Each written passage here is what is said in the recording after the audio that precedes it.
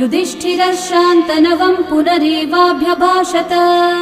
युधिष्ठिर उवाच किमेकं दैवतं लोके किं वाप्येकं परायणं स्तुवन्तः कं कमर्चन्तः प्राप्नुयुर्मानवा शुभम्।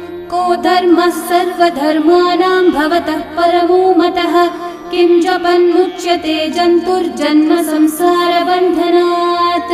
श्रीभीष्म उवाच जगत्प्रभुं देवदेवम् अनन्तं पुरुषोत्तमं स्तुवन्नामः सहस्रेण पुरुषस्तततोत्थितः तमेव चार्चयन् नित्यं भक्त्या पुरुषम् अव्ययम् ध्यायन् स्तुवन्नमस्यं च यजमानस्तमेव च।